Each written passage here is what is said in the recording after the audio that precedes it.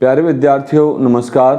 मैं Devendra Singh quintal, lecturer in mathematics GSSS Hodal Palwal से। आज मैं आपको इंटीग्रल कैलकुलस डेफिनेट इंटीग्रल्स का एक्सरसाइज 7.10 कराऊंगा, जिसमें सब्स्टिट्यूशन मेथड से डेफिनेट इंटीग्रल को कैसे सॉल्व करना है उसके बारे में बताएंगे हम। तो इसको पहले हम स्टेप वाइज प्रोसीजर देख लेते हैं। इसका एल्गोरिथम कह सकते हैं इसको हम।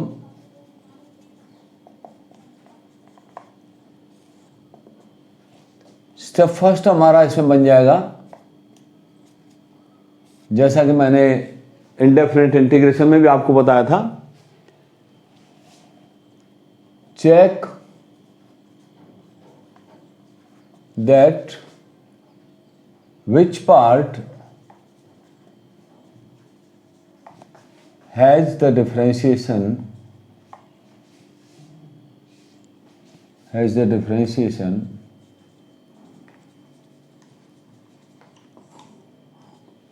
present in the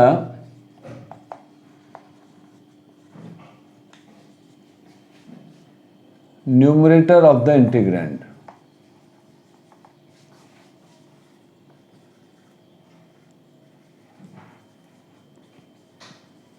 क्या मीनिंग है? इंटीग्रैंड के न्यूमरेटर में आपको यह देखना है कि किस पार्ट का डिफरेंशिएशन मौजूद है। स्टेप नंबर 2,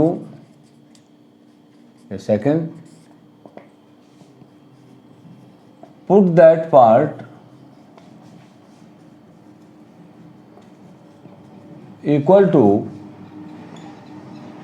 अनदर वेरिएबल या न्यू वेरिएबल भी कह सकते हैं हम इसको। तो क्या करेंगे, जिस पार्ट का डिफरेंशिएशन मौजूद है उसको न्यू वेरिएबल में कन्वर्ट कर देंगे या उसके इक्वल पुट करा देंगे। स्टेप नंबर 3,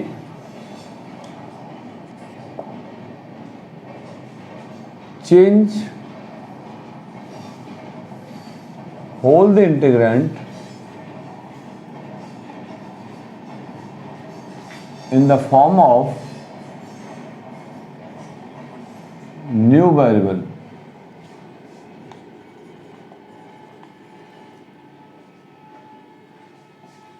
क्या करेंगे, जो आपका इंटीग्रैंड था पुराना उसको न्यू वेरिएबल की फॉर्म में कन्वर्ट कर देंगे। Step number 4,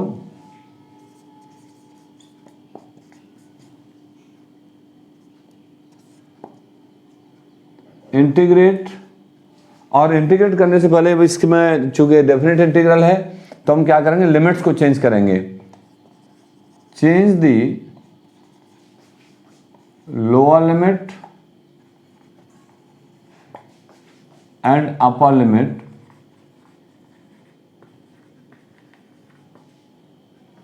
according to the new variable. फिर क्या करेंगे, आप न्यू वेरिएबल के अकॉर्डिंग आप लोअर लिमिट को चेंज कर देंगे और अपर लिमिट को चेंज कर देंगे। Step number 5, integrate the new integrand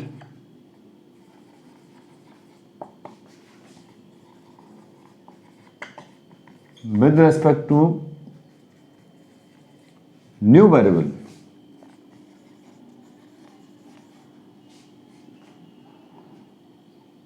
by definite integral।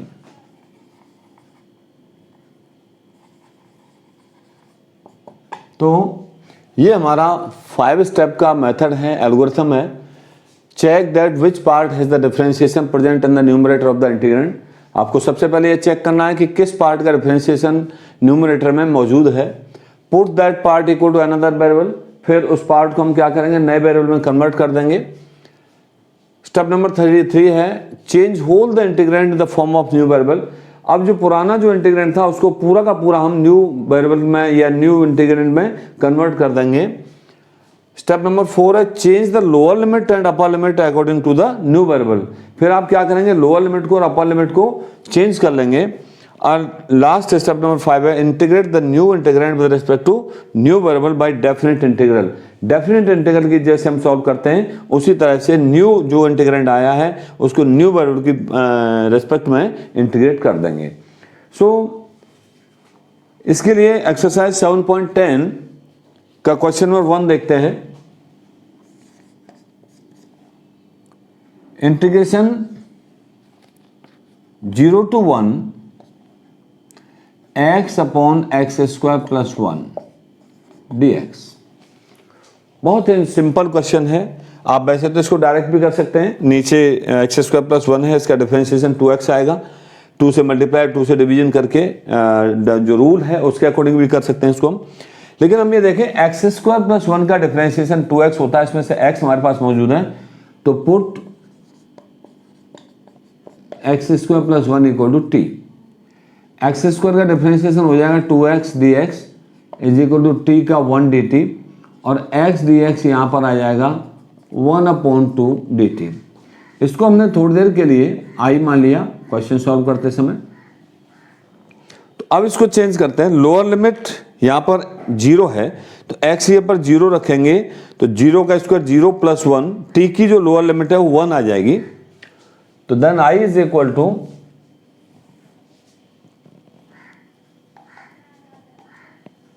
1, और जब x की अपर लिमिट यहां पर 1 रखेंगे तो 1 का स्क्वायर 1 प्लस 1 2 हो जाएगी, तो t की जो अपर लिमिट है वो 2 आ जाएगी। 1 upon x square plus 1, x square plus 1 को हमने t मान लिया है तो 1 अपॉन टी आ जाएगा, और x dx की पे 1/2 dt आ जाएगा। 1/2 आपका कांस्टेंट है, बच गया 1 to 2 1/t dt। 1/t का इंटीग्रेशन log t हो जाएगा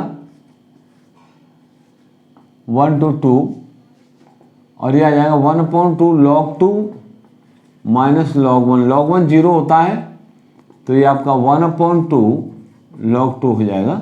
यही आपका आंसर हो जाएगा। तो इस तरह से हम जैसा इंडेफिनिट में करते थे सब्स्टिट्यूशन में वैसा ही डेफिनेट में करेंगे।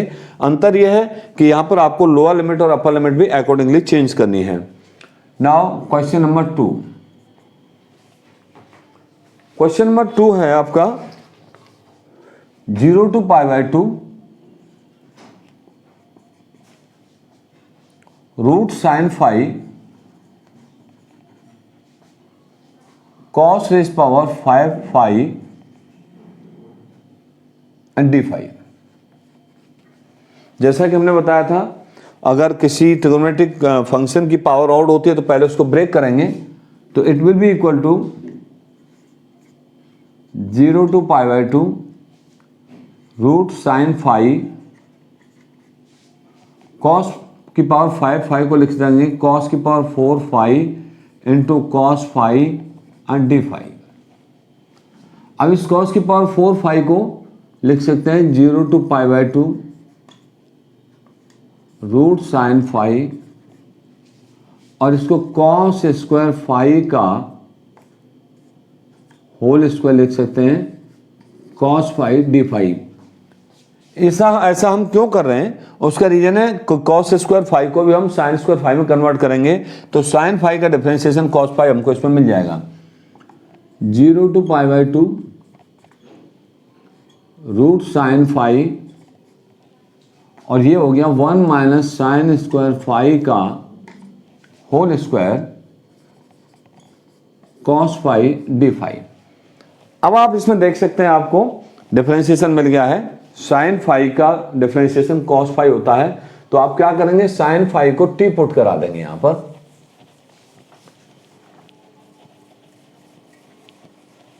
साइन फाई को टी पुट कराया cos फाई डी फाई आपका dt आ जाएगा।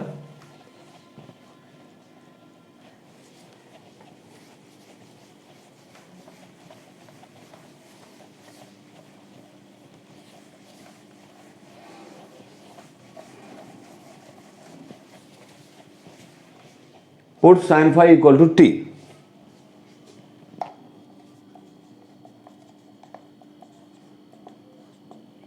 डिफरेंशिएशन करेंगे तो आ जाएगा cos phi d phi is equal to 1 dt। और इसको हम I मान लें थोड़ी देर के लिए, then I is equal to integration, lower limit 0 है, यहां पर पुट कराएंगे साइन 0 0 होता है तो t की लोअर लिमिट 0 आ जाएगी। अपर लिमिट आपकी π/2 है और यहां पर π/2 पुट कराएंगे साइन π/2 1 होता है तो t की अपर लिमिट 1 हो जाएगी। तो ये तो हमने लोअर लिमिट और अपर लिमिट को कन्वर्ट कर लिया। अब साइन फाई की जगह t पुट कराएंगे तो आ जाएगा √t into 1 minus t square का होल स्क्वायर और cos फाई डी फाई बन गया आपका dt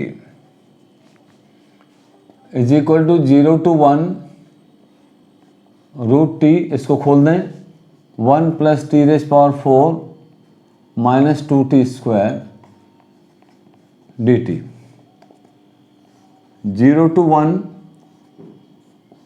√t, और अब इस √t का आगे अंदर मल्टीप्लाई करा सकते हैं आप, तो ये हो जाएगा T raise power 1/2 plus t raise power 4 ये और हाफ ही आएगा तो 9/2 माइनस 2 टी रेज़ पावर 2 यहाँ पर है और हाफ ही आएगा तो 5/2 and d t is equal to, इसके इंटीग्रेट कर लें, ये आ जाएगा टी की पावर 3/2 अपॉन 3/2 प्लस टी की पावर 11/2 अपॉन 11/2, क्योंकि इंटीग्रेशन करते समय एक पावर बढ़ जाती है, माइनस 2t की पावर 7/2 अपॉन 7/2, और जो लिमिट है आपकी वो 0 to 1 आएगी। जब 1 रखेंगे, या इसको एक बार सॉल्व कर लीजिए, 2/3 t की पावर 3/2 प्लस 2/11 t की पावर 11/2 माइनस 4/7 t की पावर 7/2, 0 to 1, 1 पुट कराएंगे तो देखिए 2/3 हो जाएगा, ये आपका 2/11 हो जाएगा, ये माइनस का 4/7 हो जाएगा पहला, माइनस दूसरा पुट कराएंगे ये भी 0 हो जाएगा, दूसरा भी 0 हो जाएगा टर्म, और तीसरा भी 0 हो जाएगा, तो ये तो 0 हो गया कंप्लीटली। यहाँ पर एलसीएम ले लिया हमने, 11 × 7 × 3, तो ये आ जाएगा आपका 3 7 या 21, 3 7 या 21 एंड 2 23, ये 77 का 2 से मल्टीप्लाई कराएंगे 154 आएगा, 2 का 21 से मल्टीप्लाई कराएंगे 42 आ जाएगा, माइनस ये 7 है तो 33 इंटू 4, 4 3 12 एंड 132, यहाँ पर ये 154 है, ये 132 है, तो ये आपका 22 आया, 22 एंड 42 64/231, यही आपका आंसर हो जाएगा। Question number 3, question number 3, integration 0 to 1, इसको हम I मान लेते हैं, साइन इनवर्स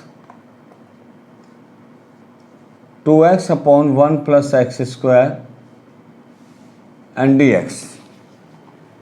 तो इसमें आप देख सकते हैं a square plus x square की फॉर्म है, इनवर्स ट्रिग्नोमेट्रिक फंक्शन है यहाँ पर, तो x = tan थीटा पुट करा देंगे यहाँ पर, पुट x = tan theta, we will get dx = tan theta का इंटीग्रेशन हो गया sec square theta d theta, और देन I =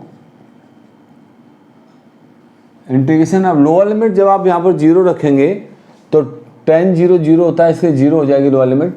अपर लिमिट 1 रखेंगे, tan थीटा = 1, tan π/4 जो 1 होता है तो π/4 हो जाएगा upper limit. Sine inverse 2 tan theta upon 1 plus tan square theta into dx, dx यहाँ पे आ जाएगा आपका sec square theta d theta is equal to limit 0 to π/4 sine inverse 2 tan theta upon 1 plus tan square theta, ये आपका sign 2 theta का formula होता है, और sec square theta d theta is equal to 0 to π/4। Sine inverse और sine दोनों हट जाएंगे तो रह जाएगा 2 theta sec square theta d theta, 2 बाहर आ जाएगा, 0 to π/4 theta sec square theta d theta.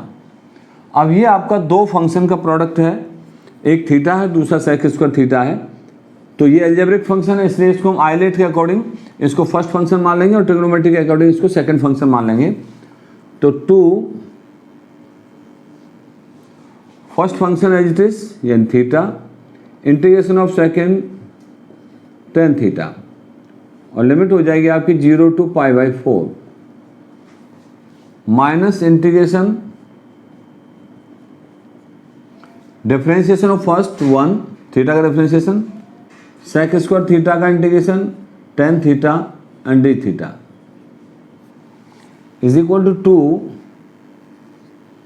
ये आपका π/4 रखेंगे इसमें, तो π/4 tan π/4 आ जाएगा, माइनस 0 रखेंगे तो 0 आ जाएगा, माइनस tan थीटा का इंटीग्रेशन होता है log sec theta,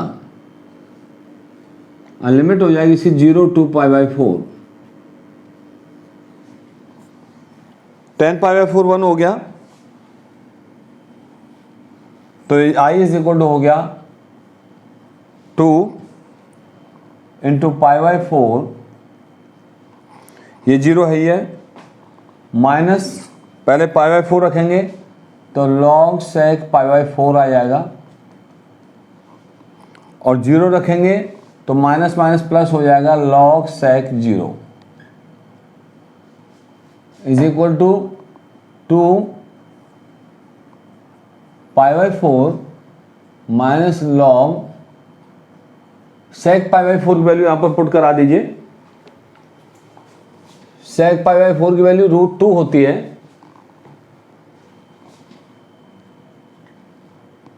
plus log 1 क्योंकि sec 0 1 होता है, 2 इंटू π/4 माइनस log √2 को 2 की पावर 1/2 लिख सकते हैं, log 1 0 हो गया, यह आ जाएगा 2 इंटू π/4 माइनस 1/2 log 2, और 2 को अंदर ले जाइए तो यह हो जाएगा π/2 माइनस 2 से 2 कैंसिल हो जाएगा log 2, यही आपका आंसर हो जाएगा। Now question number 4,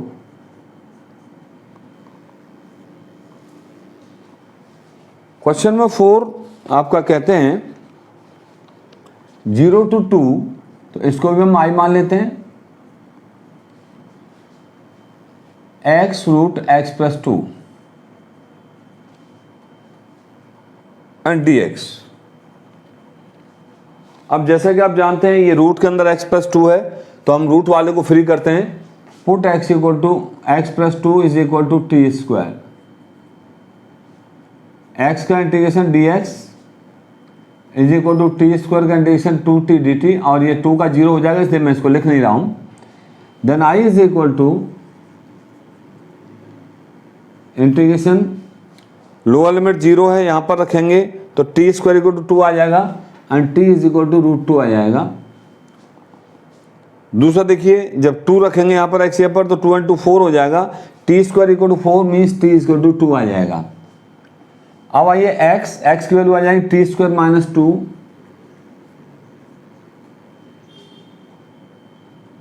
and √x plus 2 means √t square and dx का आ जाएगा 2t dt is equal to 2 हमारा जो कांस्टेंट है बाहर आ जाएगा, √2 to 2, एक t आया टी स्क्वायर हो गया, तो t square into T square minus 2 dt, और इसको 2 √2 to 2 T square into T square T की पावर 4 हो जाएगा, माइनस 2 टी स्क्वायर हो जाएगा dt। इसको अब इंटीग्रेट कर दीजिए, तो I is equal to 2 integration limit from √2 to √2 t की पावर 4। तो अब हम इंटीग्रेशन का साइन हटा देते हैं, इसका इंटीग्रेशन कर देते हैं।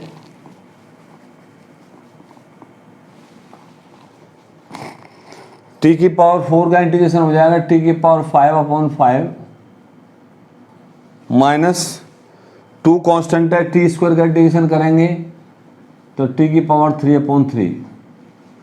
लोअर लिमिट आपकी √2 थी, तो √2 अपर लिमिट 2, तो √2 to 2 हो जाएगा ये, इज इक्वल टू 2। पहले इसमें t की जगह पर 2 रखेंगे तो 2 की पावर 5/5 माइनस 2 इंटू 2 की पावर 3/3 माइनस 2। अब √2 रखेंगे तो √2 की पावर 5/5 माइनस 2 इंटू √2 की पावर 3/3 इज इक्वल टू 2। ये आपका आ जाएगा, देखिए 2 की पावर 5 हो गया 32/5 माइनस 2 की पावर 3 8 होता है इंटू 16/3 माइनस 2 √2 की पावर 5, तो 2 इंटू 2 4√2/5 माइनस √2 की पावर 3, ये आपका 4√2/3 हो जाएगा, इज इक्वल टू 2 इंटू 16, इसमें से कॉमन लिया जा सकता है तो आ गया 2/5 माइनस 1/3 माइनस 2 इंटू 4, इसमें से कॉमन लिया जा सकता है √2, तो आ गया 1/5 माइनस 1/3। सॉल्व करें इसको, 32 इंटू 15 आपका एलसीएम हो जाएगा 6 माइनस 5 आ जाएगा, माइनस 8/2, यहाँ पर भी 15 एलसीएम हो जाएगा और ये आपका 3 माइनस 5 आ जाएगा, इज इक्वल टू 6 में से 5 गया 1 आया 32/15 और ये माइनस 2 आएगा, माइनस माइनस प्लस हो जाएगा 16√2/15। 16√2 इसमें से कॉमन लिया जा सकता है, /15 एलसीएम हो गया, यहाँ पर आ गया √2 एंड यहाँ पर आ गया 1, यही आपका आंसर हो जाएगा। तो इस तरह से हम देखते हैं जब भी हमें सब्स्टिट्यूशन करना है, सब्स्टिट्यूशन के अकॉर्डिंग जो लिमिट्स हैं, लोअर लिमिट के अकॉर्डिंग चेंज होगी, अपर लिमिट के अकॉर्डिंग चेंज होगी, और देन हम उसको इंटीग्रेट करेंगे। जो नया इंटीग्रेंड आया है उसको इंटीग्रेट करने के बाद तब रिजल्ट आएगा।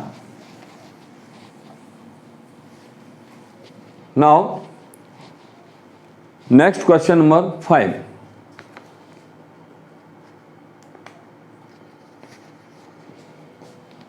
क्वेश्चन नंबर 5, आई इसको माने इंटीग्रेशन को 0 to π/2 sin x upon 1 plus cos square x and dx।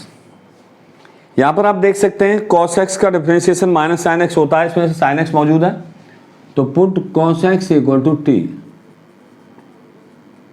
ये आगे डिफरेंशिएशन करने पर minus sin x dx is equal to 1 dt और sin x dx is equal to आ जाएगा माइनस का dt। चेंज करें, then I is equal to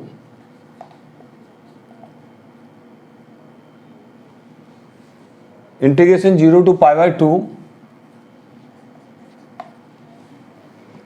sin x dx ये पर dt आ जाएगा और माइनस का चिन्ह आपका बाहर आ जाएगा, upon 1 plus cos square x है, कॉस एक्स को t माना है आपने, तो 1 प्लस टी स्क्वायर आ जाएगा। इंटीग्रेशन करें